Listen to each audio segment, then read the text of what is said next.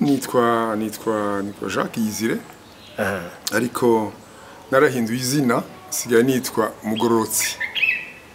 Usanzwe waje uva mu gihugu ca Norvège nagira ngo ni Hollande ufite umuryango sauf ko hari inkorera handi. Ego kugira ngo menye Imana no kwimenya jewe hatangura iki?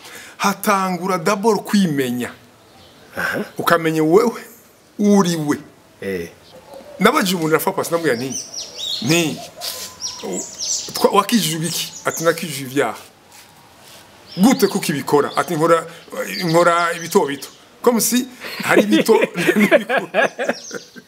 none basta none uvuze ko umuntu atakijijwe ubu tuje tuvuga ko Jésus yapfiriye jewe ngira mariage nta sezerano mfisanye isezerano n'umugore wanjye apana n'abana abana bara beneficia mu byo mfise muri bike mfise bara beneficia muri Ancien Testament biravuga ngo ni wakora kuzobaho muri Nouveau Testament iravuga ngo ni wizera Kristo uzobaho niwe n'Imana bafite amasezerano jewe ndi mu beneficiaire niyo naramwizeye none uguhishurirwa rero Imana guhishurirwa kumenya iryo banga rya Kristo n'umuntu abishaka canke n'Imana ibishaka kuvuka gusa bikugira umunyabyaha ntuba umunyabyaha kuko hari ivyo wakoze bibi umunyabyaha kuko wavutse no kuvuga umuntu wese n'umunyabyaha n'umunyabyaha none we ko wavuze ngo uri umugororotsi.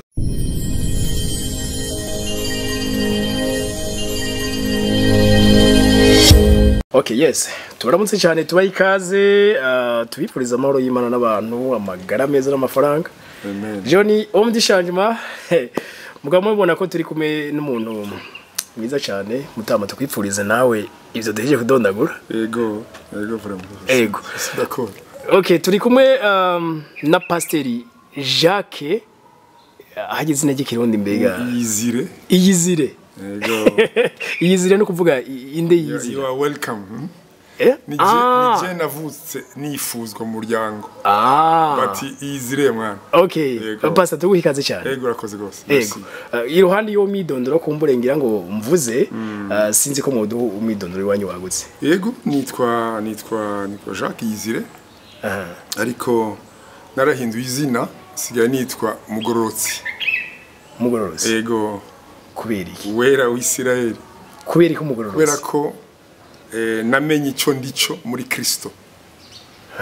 Ntakigizwe n'ibikorwa byiza nkora. Okay. Ahubwo nakigizwe n'ivyo yo yakoze ku musaraba. Okay. Yangize umugororotsi sur la base y'ivyo yakoze. Atari byo jewe nakoze. Ko je hamwe no yo mizi narijana ivyo nkora yo nyita ikintu kibi gose. Okay. Pastor, ngira ngo tukiri mu ntango usanzwe waje uva mu gihugu ca Norvège nagira ngo ni Hollande ufite umuryango sauf ko hari inkorera handi. Ego. Hariya usanzwe uri mu umwigisha pasiteri. Ndi plus umwigisha kuruta umupasiteri. Ego. Okay. Rero ugiye kudufasha utuyagire kugira umuntu yitore. Ego. Pasiteri mbega umuntu muri rusange tuvuze umuntu abantu twama tubona naka no muntu naje wende umuntu kirahagije kugira ngo twumve ubusobanuro bw'umuntu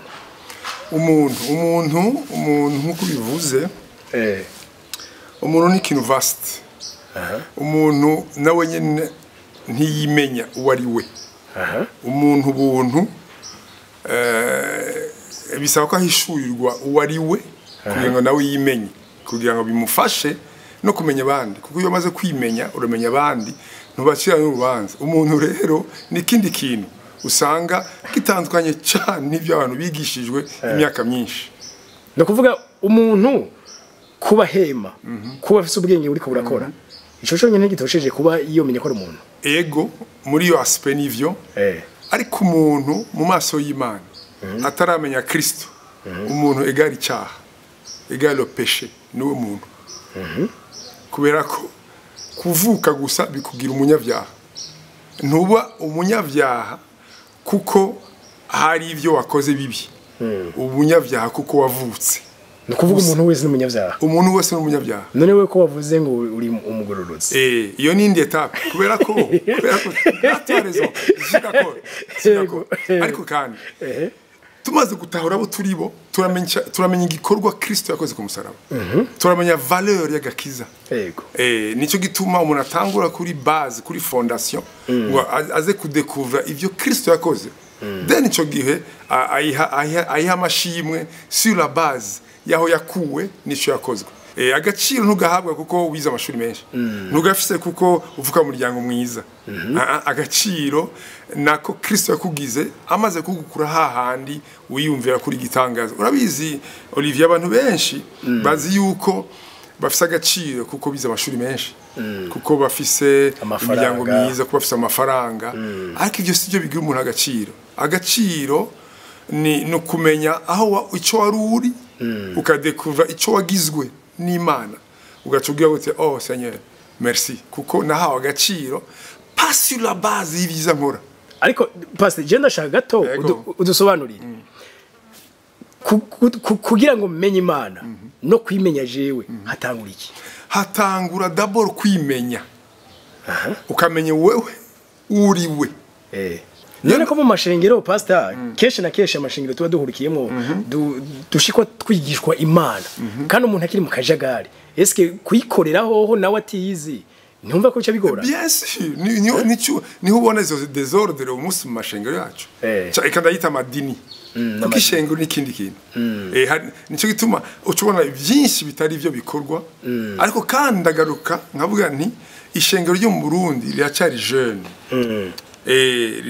nta myaka ijana rirakwiza nico gituma hariho tolerance dutahura ko rikiri jeune rikiri rito ariko kandi rishobora no kwigishwa rikamenya ukuri kuzima kugira ngo abantu bagendere mu kuri kw'Imana okay kenshi na kenshi nkunze kubona bene abantu bitwa ngo n'abacoach bafata umuntu bakamufasha kwimurikamwo donc agacabona kwidekuvra none byogenda gute kugira umuntu yitora iby'ukuri yimenye abo bacoach babikora gutyo bafite uburyo babikora mu buryo bwabo ariko jewe mfasha abantu kumurikwa cyangwa kwimurika mu bijyanye n'ijambo ry'Imana ifo kumenya la parole iyo umaze kurimenya niko kuri ibindi byose bisa no kuri ariko si kuri ibyo byose babikura muri ijambo ry'Imana gusa ntibamenye ko babitondeka ariko kuri ni ijambo ry'Imana ritubwira kubera ko nsimvye gatoyi Imana irema Adam et Eve twese yaturemeye muri Adam twese tuva muri Adam nico gituma amakosha yiwe twitirirwa amakosa yanje nkora siyo tuma nitwa umunyabyaha ahubwo kuvuka kwanje nkora bivuze nivyo byitwa nitwa umunyabyaha n'ubugorotsi nuko nturi umugorotsi umuntu ashobora gukora neza hama ico cyaki kamuvako oya nta ciza kwihana hama gacakora neza nta ciza wokora wewe ngo kikuvako iciza wokora nuko banza kwizera Kristo gusa ibindi byose ukora mego ni vyiza muri societe ariko imbere y'Imana si vyiza donc bivuga ko hari ico shobora kuba ciza nk'ubu dufate reka dufate nk'iki nk'umuntu yabonye ahantu habaye intambara abantu bose abana baraba intano barabuki batora uwaca bashira hamwe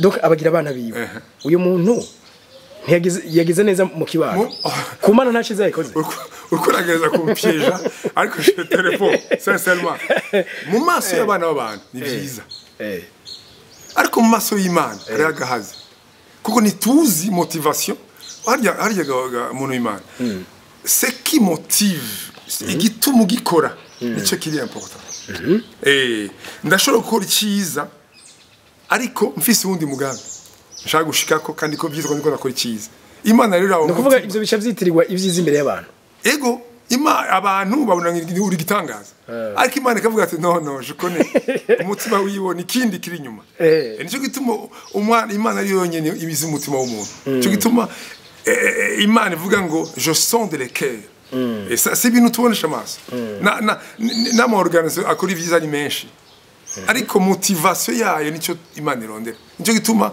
umukristo mwiza akora ikintu bijanye n'umutima w'Imana none umugororotsi nkuko na bibiri ibibaza ninde umugororotsi reka dutangure tubanze turaba umuntu wari we hama tse tugaruka turaba umugororotsi ngiye mu ijambo ry'Imana muri Genèse 2:15 gushika kuri 17 haratwereka ingene Imana yabujije umuntu eka ndahasome ngo Imana donna l'ordre à l'homme tu mangeras tous les fruits zose ariko ikimenyesha kibi n'iciza ne touche pas n'igitangaza usoma muri Genèse 2:15 gushika kuri 17 ngo uzorye byose ngo ariko fruit imenyesha kibi n'iciza ntuzugikoreko now intéressant none Imana ntiyashaka tumenye kibi n'iciza yes c'était pas son plan il fallait pas qu'on menye kibi n'iciza kuko yari afise plan yayo tu es d'accord avec moi ko ni vyanditswe sindabikura handi now kuri Genèse 3:7 akavuga ngo bamaze kurya ya fruit babuzwa kurenga kuri rya tegeko ngo amaso yabo arahumuka ngo bamenya ko bambaye ubusa ntagiye muri detail gusoma urarealiza ko mbere yuko barya iyo fruit imenyesha kibi n'iciza ntibari bahishuriwe ko bambaye ubusa amaso yabo ntiyaremarka ibyo bintu mais cette fois-ci ararealije ko là on a péché haca havuka uwundi muntu ataremwe muri jardin d'Eden uwundi muntu ajya atari wa undi Imana yari igendera ku mugoroba kuko mbere yuko barya kuri iyo fruit Imana yaraza bagapartaja bakechange cette fois-ci Imana utsemaze kujya kuri iyo fruit bibe tubwiye ngo bari inyegeza Imana yarabaza ngo what happened muri he ati twariye kuri ya fruit hanyuma turi inyegeza twambaye ubusa umvise ko ndabari ndiko ndabi mu ijambo rimwe ntasome yego now nsigurira Olivier nsigurira imbere yuko bakora iryo kosa barenga kuri iryo tegeko barihweza bari bambaye ubusa ariko barbirealije mu nyuma la suite iravuga ngo Imana irabaza Genèse 3:8 ngo qui vous a révélé ninde yababwiye ko mwambaye ubusa muba mwariye kuri cya giti umuntu ababaye undi umuntu umuntu aca yitwa umunyabyaha naho umuntu ubona ko n'umwana muto akiri muto urabona ko hari ibintu amenya ko ari bibi cyangwa ari byiza atabyigishijwe n'ababyeyi ni kamere ofite ni kamere so umuntu rero ni kamere ni icyaha n'umuntu nicyo gituma njye mvuga nti ushaka gukura ku icyaha ukora gauri urihana wica umuntu umukuraho iyo umukuyeho icyaha kiradisparisa ego nabajije umuntu arafa pasi namubwira nti wakijijwe iki ati nakijije ibyaha gute kuko ibikora ati nkora ibito comme si hari ibito none basta none uvuze ko umuntu atakijijwe ubu tuje tuvuga ko Jésus yapfiriye iyo ni indi etape tuza kugaruka ko aha turacari ku umuntu niki icyaha niki kamere n'umuntu kamere gar péché icyaha n'umuntu nicyo gituma iyo umenye icyo kintu ntucira abandi urubanza urimenya ukamenya ahubwo ugaca utangura guhishurirwa igikorwa Kristo yakoze ku musaraba urimenya kandi kambana gato wenda kwereke verset nkunda cyane verset Genèse 3:10 ngo bumva ijwi y'uhoraho ngo baragenda barinyegeza ubibazanye no bari badesobeyishije kuri cya giti kimenyekanisha ikibi n'iciza bamaze kubimenya barinyegeza binyegeza uhoraho or mbere ntibinyegeza fine now verset 3 chapitre 3 verset 21 ngo l'Éternel ngo yica igikoko arabambika imbere uko abambika ngo barinyegeje biyambika ivyatsi n'icyo kintu bamenye no kwiyambika ibyatsi ca ciza mu maso y'abantu kwiyambika vyitwa ko ari vyiza ariko imana ati si vyiza reka ndabiyambikire umvyo kintu mu yandi majambo abagerageza kugororokera imana mu bikorwa vyabo vyiza ise trompe kuko ibikorwa vyiza ntibikugeza ntibigugira umugororotsi ahubwo urambikwa na Kristo kuko iyo umwizeye niwe aca kugira ubuntu akaguha ukugororoka mugira échange agugororoka kwiwe agafata amakosha yawe canke ibyaha byawe nico gituma ntawo kubita kugikiriza ngo numugororotse kusura base y'ivyiza yakoze. Now, verset 22, chapitre 3, verset 22 muri Genèse. Bivuga ngo Imana ibona ko abantu babaye umwe bamaze kuba nkawe nkayo. Qu'est-ce que mu kumenya ikibi n'icyiza. Imana ati mubirukane muri jardin d'Eden. Kuko bamaze kuba nkatwe jewe Imana mu kumenya ikibi n'icyiza. Pourquoi? Ngo nibaze barye kuri cya giti cy'ubugingo. Hari ikindi giti batagujijwe bahora bafungura. Hari igiti kimenshi kibi n'icyiza hakaba ikindi cy'ubugingo icyo cy'ubugingo ni Kristo ifare ko bamaze kuba abanyavyaha d'avance birukane ngo ntibamure kuri cya giti cy'ubugingo kugira ngo babeho éternellement ari comme le diable. Okay, arabirukana. Now reka turabe rero ndakunda kwipoza question icyaha Adam na Eva bakoze niki. C'est simple. Abantu benshi babaje bavuga ngo bavuga ibyaha bimwe tuzi. Havuga byinshi arabavuga ngo barasambanye arabavuga ngo bariye ko kicamwa. Donc non les gens babona bavuga ibyo bashaka. Ariko tubona ivyanditswe babuje igiti cy'ikimenyesha cyo kumenyesha kibi n'icyiza. Na icyaha bakoze niki nukumenya icyiza nikibi nico cyaha imbere y'Imana. Nukudekuvura Imana muri plan yawe c'était pas ça. Nico gituma muri Jérémie 3:13 avuga ngo ubwoko bwanje mon peuple a commis double péché. Ngo ils m'ont abandonné moi ndi source y'ubuzima bwabo ngo hanyuma bacabironderera solution.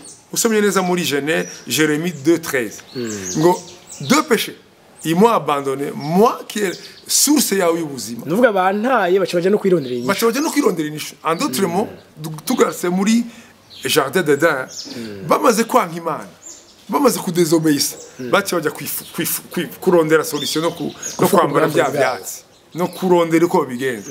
Imana ati voici nimugende hanze ya jardin mugende guhangayika nkuko mubishaka. Voilà un peu le péché. Nico gituma umaze kumenya ibintu udasubira niyo ukoze ikosa ntiwicira urubanza uramenya ngo ni bimwe bingize bisohotse uyo munsi. C'est fort. Niyo wivye niyo utukanye niyo usuzuguye niyo wishe ni wewe ni vya bindi muri bike biri muri wewe. None uvuze gutyo wocumenga umuntu aramutse acumuye akosheje cyakagira nawe yonze umenga reka rigabanyamo ivyaha nta gitangaza kirimo ni wewe ni vya bindi bibonetse gusa ariko umuntu niwe cyaha. That's it. Umuntu niwe cyaha. None ubu Jésus yapfuye apfira ivyo vyaha turashakwiye kwitwa gutyo. Oya turagaruka nivyo bita la grâce. Twagiriye ubuntu sur la base y'ivyo yakoze apana sur la base y'ivyo twe tukora ko twe nta kiza kitubamo. Umwana w'umuntu ariko uvuze gutyo none abantu kwisi bose n'abagizi ba nabi sivyo ndiko ndavuga ndiko ndakwereka umuntu icyo arico kuko umuntu mon frère umuntu ndakwereka ingene umuntu ari gitangaza. Umuntu uyu munsi azinduka ameze neza ejo agahindura akavukana mine nziza ejo akavukana mine mbi ejo akavyuka ubona ari umugwa neza ukabona baye igikoko. Uyo niwe muntu niwe wa muntu tuvuga ahindurwa n'ibihe. Ari mu bukene ubona yabaye ça ne va pas ari yabaye yaronse amahero ukabona guwe neza ahindurwa n'ibihe. Niwe wa muntu akeneye Kristo kugira ngo amenye icyo Kristo yakoze ku musaraba. Reka pardon reka mbana gato muri Ezayi 48:8 ngo ivyo na Imana iravuga ngo ivyo nabonye munsi y'ijuru ngo nuko ata muntu numwe muzima abaho. Ijambo ry'Imana niko rivuga. Nta muntu numwe abaho. Ego muzima uwo Imana ishingira intahe. Nico gituma Kristo niwe Imana ishingira intahe gusa. Nico gituma gusa ni reka ndakivuga mu gifaransa neza. Ce qui incline le cœur de Dieu, ce n'est pas tes prières, ce n'est pas tes offrandes, ce n'est pas les biens que tu fais, c'est ce que Christ a fait à la croix. Imana ni kwibuka ko wagize ivyiza. Muri Ancien Testament, Imana yarifise amasezerano n'umwana w'umuntu. Ariko mu Nouveau Testament, Imana ifise amasezerano na Kristo. Twe turaba beneficiaire gusa. Nico gituma itaraba ivyo dukora iraba ivyo Kristo yakoze. Ni nkandi ndubatse fise umugore n'abana. Ubwo ndagushimira cyane example gatoyi. Jewe ngira mariage nta sezerano mfisanye isezerano n'umugore wanjye. Apana n'abana. Abana barabeneficia mu byo mfise muri bike mfise barabeneficia. Simfite n'isezerano nabo. Baje mwisi kuko nabishatse.